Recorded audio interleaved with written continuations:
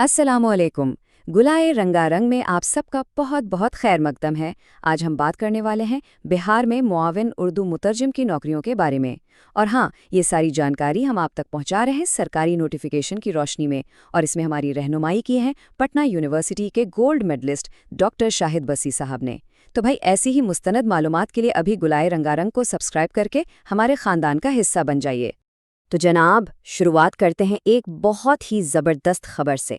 बिहार में जल्द ही 1951 से भी ज़्यादा नई असामी आने वाली हैं। जी हाँ, अगर सरकारी नौकरी का ख्वाब देख रहे हैं तो समझ लीजिए कि एक बहुत बड़ा मौका दरवाजे पर खड़ा है। तैयारी शुरू करने का यही बेहतरीन वक्त है। तो आज हम क्या क्या जानने वाले हैं, एक नज़र डालते हैं। हम बात करेंगे कि अहलियत क्या है, इम्तिहान कैसे होगा, सिलेबस क्या है, फॉर्म भरने के लिए क्या क्या चाहिए, और आखिर में कुछ बहुत ही खास टिप्स जो आपकी कामयाबी में मदद करेंगी। तो चलें एक एक करके सब कुछ समझते हैं। तो आइए सबसे पहले ये देखते हैं कि आखिर ये बिहार में मुआविन उर्दू मुतरजम की नौकरी एक सुनहरा मौका है कैसे। देखिए, सबसे ज़रूरी बात, हम जो भी बता रहे हैं ना, वो सब बिहार स्टाफ सिलेक्शन कमीशन के ऑफिशियल नोटिफिकेशन से लिया गया है। मतलब एक एक बात पक्की और भरोसे के लायक है। अच्छा जी, तो अब आते हैं सबसे बुनियादी सवाल पर। आखिर इस नौकरी के लिए अप्लाई कौन कौन कर सकता है, यानी कि तालीम क्या होनी चाहिए और उम्र की हद क्या है। आइए इसे ठीक से समझ लेते हैं। तालीमी काबिलियत बहुत सीधी सी है। आपको बस इंटरमीडिएट यानी +2 पास होना चाहिए, किसी भी मंजूरशुदा बोर्ड या यूनिवर्सिटी से। लेकिन एक शर्त है, और वो ये कि आपने इंटरमीडिएट में उर्दू एक सब्जेक्ट के तौर पर पढ़ी हो, और वो भी कम से कम 100 नंबरों का। अब बात करते हैं उम्र की। तो कम से कम उम्र तो है 18 साल, और ज़्यादा से ज़्यादा उम्र की हद हर कैटेगरी के लिए अलग है।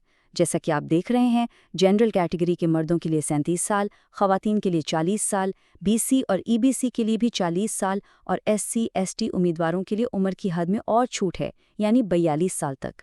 चलें, मान लिया कि आपकी अहलियत पूरी है, तो अब अगला सवाल ये है कि सिलेक्शन होगा कैसे, इम्तिहान का पूरा प्रोसेस क्या है। आइए तीसरे हिस्से में इसी को समझते हैं। तो देखिए, सिलेक्शन का जो पूरा रास्ता है ना, वो 3 स्टेप्स का है। सबसे पहले होगा प्रीलिम्स यानी इब्तिदाई इम्तिहान, लेकिन इस पर एक छोटा सा स्टार लगा है। इसका मतलब मैं अभी बताता हूँ। उसके बाद है सबसे अहम यानी मेंस इम्तिहान, और फिर इसी मेंस के नंबरों पर आपकी फाइनल मेरिट लिस्ट बनेगी। हाँ, तो वो स्टार वाली बात ये है जनाब कि प्रीलिम्स इम्तिहान तभी होगा जब अप्लाई करने वालों की तादाद 40,000 से ज़्यादा हो जाए।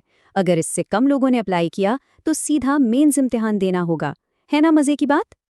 अब आते हैं इस गाइड के सबसे सबसे अहम हिस्से पर, यानी इम्तिहान का सिलेबस क्या है। और जैसा कि डॉक्टर शाहिद वसी साहब भी कहते हैं कि इम्तिहान में कामयाबी का सारा दारोमदार सिलेबस को समझने और उसके हिसाब से तैयारी करने पर है। तो इस पर ज़रा खास ध्यान दीजिएगा। तो जो आपका मेंस एग्ज़ाम होगा उसमें 2 पेपर होंगे, पेपर 1 और पेपर 2। पेपर 1 है उर्दू ग्रामर, तलखीस और मजमून वगैरह का, ये 100 नंबर का होगा और आपको मिलेंगे पूरे 3 घंटे। और पेपर 2 पूरा का पूरा ट्रांसलेशन यानी तर्जुमे का है, ये भी 100 नंबर का है और इसके लिए भी 3 घंटे का वक्त है।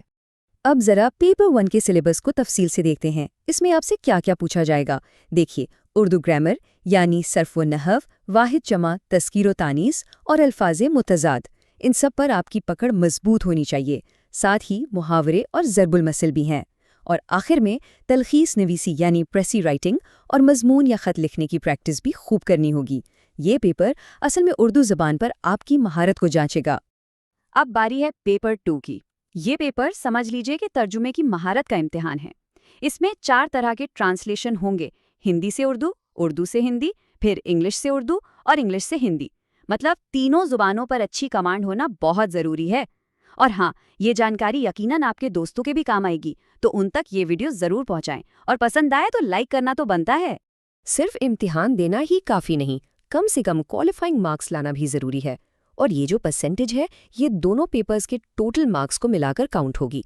जनरल कैटेगरी के लिए 40%, बैकवर्ड क्लास के लिए 36.5%, ईबीसी के लिए 34%, और SC/ST सभी खवातीन और माजूर उम्मीदवारों के लिए ये 32% है।